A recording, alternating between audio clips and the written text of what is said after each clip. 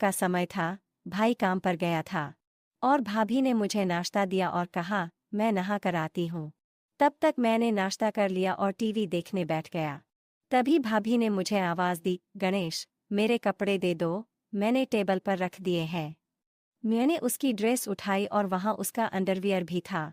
मैं उस वक्त थोड़ा असमंजस में था, लेकिन उसे कपड़े देते समय मैं सावधान था, क्योंकि भाभी का सम्मान करना जरूरी था।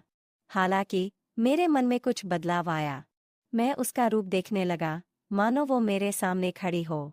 उसने मुझे फिर आवाज़ दी और मैं बाथरूम की ओर चला गया। उसके कपड़े उसे दे दिए। उसने फिर से दरवाज़ा बंद कर दिया और मैं वहीं रुक गया। मैं दरवाजे के छेद से अंदर देखने के लिए उत्सुकता से उठ खड़ा हुआ।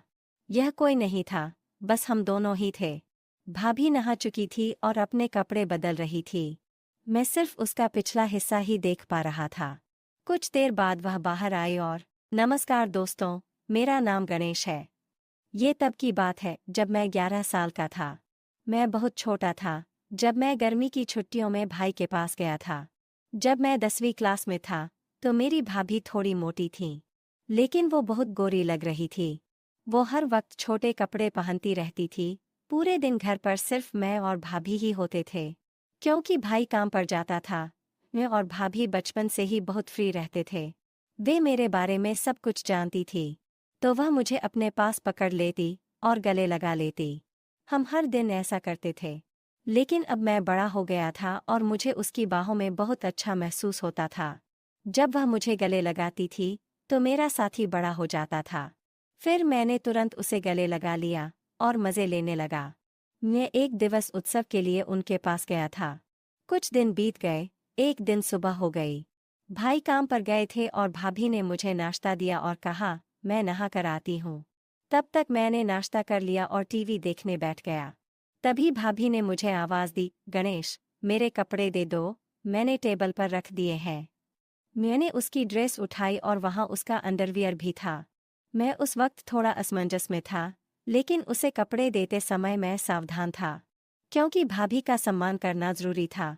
हालांकि मेरे मन में कुछ बदलाव आया था। मैं उसका रूप देखने लगा, मानो वो मेरे सामने खड़ी हो। उसने मुझे वापस बुलाया और मैं बाथरूम की ओर चला गया। उसके कपड़े उसे दे दिए। उसने फिर दरवाज़ा बंद कर दिया और मैं वहीं रुक गया। मैं दरवाजे की दरार से अंदर देखने के लिए उत्सुकता से उठ खड़ा हुआ। वह कोई नहीं था, बस हम दोनों ही थे। भाभी नहा रही थी और अपने कपड़े बदल रही थी। मैं सिर्फ उसका पिछला हिस्सा ही देख पा रहा था। कुछ क्षण बाद वह बाहर आई और मुझसे बोली, गणेश, तुम भी नहा लो।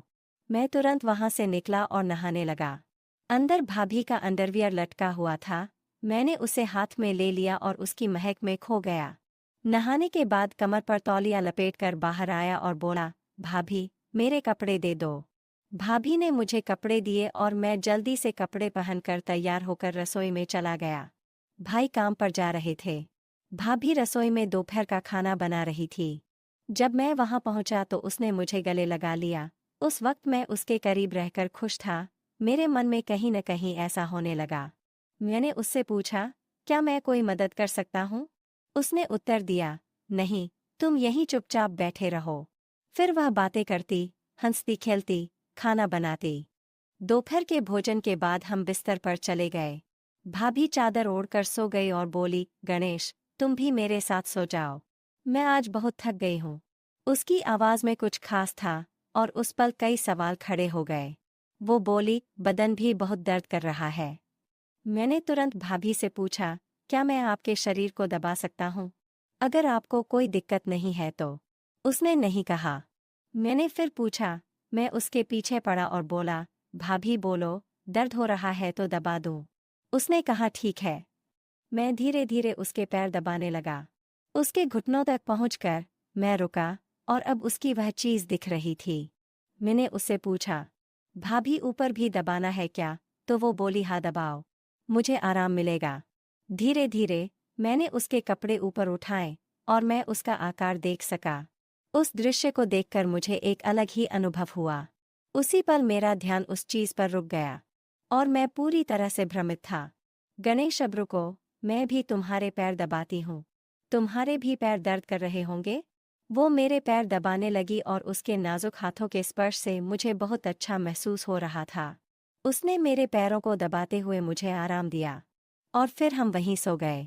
अब मुझे थोड़ा बेहतर महसूस हुआ। फिर भी मैंने उनसे पूछा कि भाभी, क्या मैं आपको गले लगा सकता हूँ? भाभी ने मुस्कुराते हुए जवाब दिया, क्यों नहीं, लगाओ। तुम ऐसे क्यों पूछते हो, हम दोस्त हैं ना। तुम्हारा आलिंगन मुझे एक नई गर्माहट देता है। वह बहुत होशियार थी और सब कुछ जानती थी। मैं छोटा था। गले मिलने के बाद हम दोपहर को सो गए। दोपहर को हम अच्छी नींद सोए और शाम को जाग गए। सब बातों का ध्यान रखा गया क्योंकि शाम को मेरे भैया आ रहे थे। भैया काम से आए और हमने खाना खाया। भाभी ने कुछ खास पकवान बनाए थे जिससे सबके चेहरे खिले हुए थे। वहाँ का पूरा माहौल खुशियों से भरा हुआ था।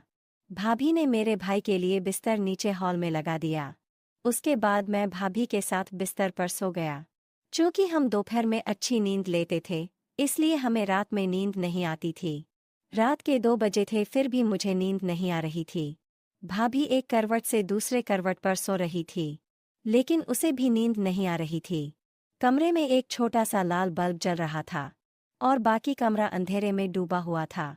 उस शांत वातावरण में हमारे मन में विचारों की लहरें दौड़ रही थीं।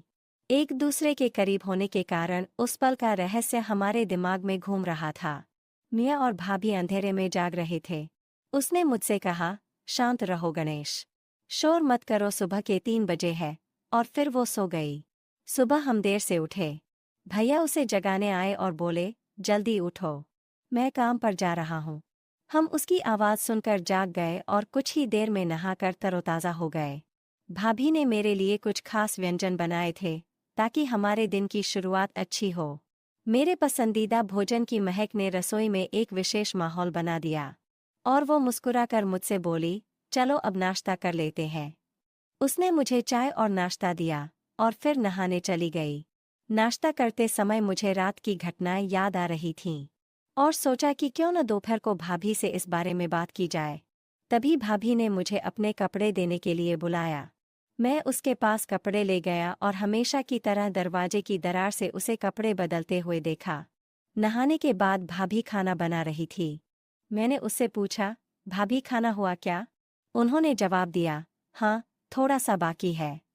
फिर हमने खाना खाया और आराम करने के लिए बिस्तर पर चले गए। मैं और भाभी एक ही चादर में सो गए। उसने मुझे गले लगाया, मैंने भी उसे कसकर गले लगाया। मैंने भाभी की तरह उसकी तरफ देखा और कहा, क्या मैं एक पूछ सकता हूँ? उसने सोचते हुए कहा, पूछो। मैंने आगे कहा, भाभी, रात को पति पत्नी क्या करते हैं? भाभी ने मुस्कुराकर जवाब दिया, कुछ नहीं करते। फिर बोली, पति पत्नी जो करते हैं वही करते हैं। जब तुम बड़े हो जाओगे या शादी कर लोगे तब तुम्हें समझ आएगा।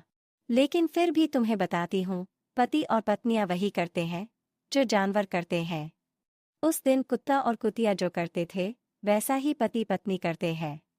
मैंने उनसे पूछा, अरे भाभी, ये क्या सिर्फ पति पत्नी के लिए है? उसने जवाब दिया, नहीं, कोई भी कर सकता है, लेकिन इसे निजी रखना महत्वपूर्ण है। यह एक रहस्य है, अगर किसी को पता चल गया तो बड़ी बदनामी हो सकती है। मैंने थोड़ा आश्चर्य से पूछा, क्या ऐसा हो सकता है? उसके बाद मैंने विषय बदलते हुए कहा, भाभी, क्या आज हम कोई नई चीज कर सकते हैं? क्योंकि आज मुझे नींद नहीं आ रही है। तो वो मुस्कुराकर बोली, कोई बात नहीं, चलो ऐसे ही लेटे रहते हैं। फिर हम गले मिले। मैंने उन्हें कसकर पकड़ लिया और कहा, भाभी आप भी मुझे कसकर गले लगा लो। वो तुरंत मेरी बाहों में आ गई। फिर एक अनोखा जादू हुआ। उस क्षण मुझे एक अपूर्व आनंद की अनुभूति हुई। हमारे हाथ एक दूसरे के चारों ओर घूम रहे थे और बीच में उन मधुर क्षणों में हमें बहुत विशेष महसूस हुआ। हम एक दूसरे की बाहों में खो गए। मेरा साथी सख्त हो रहा था और मुझे बाथरूम जाना था। मैंने भाभी से कहा, भाभी, मुझे बाथरूम जाना है। उसने भी मुझसे कहा, चलो मुझे भी जाना है। हम दोनों एक साथ बाथरूम गए। फिर मैंने मन में ठान लिया कि भाभी को अपने साथी के दर्शन दिखाऊंगा। भाभी बाथरूम में जाकर बाहर आई और फिर मैं अंदर चला गया और भाभी से बोला, भाभी, मेरी संवेदनशील जगह पर थोड़ा दर्द हो रहा है। उसने कहा, क्या हुआ? मैंने कहा, जगह बहुत तंग है। वो बोली, ठीक है, दिखाओ। मैंने तुरंत चेन नीचे कर दी और अपने साथी को दिखाया। वो बोली, कहाँ दर्द होता है? मैंने कहा, आगे हल्की सी जलन होती है। उसने कहा, अरे तुमने मिर्च खाई थी क्या? फिर वो तेल लेकर आई और बोली, इसे लगाओ। मैंने कहा, तुम लगाओ, मुझे बहुत जलन हो रही है। वह मुस्कुराई और बोली, ठीक है, अच्छे से सो जाओ, फिर जलन नहीं होगी। उसकी आवाज़ में एक मिठास थी जो मुझे शांत कर रही थी। फिर मैंने कंबल लिया और मुझसे पूछा, गणेश, क्या तुम्हारा दर्द बंद हो गया? मैंने कहा, हाँ। फिर वह बोली, मुझे वापस दिखाओ। मैं सीधे बिस्तर पर गया और उससे पूछा, क्या आप देखने के लिए तैयार हैं? भाभी यह देखकर खुश हो गई। मेरा साथी भाभी को पूरी तरह से साथ दे रहा था। कुछ देर बाद मेरे साथी को उल्टी हुई और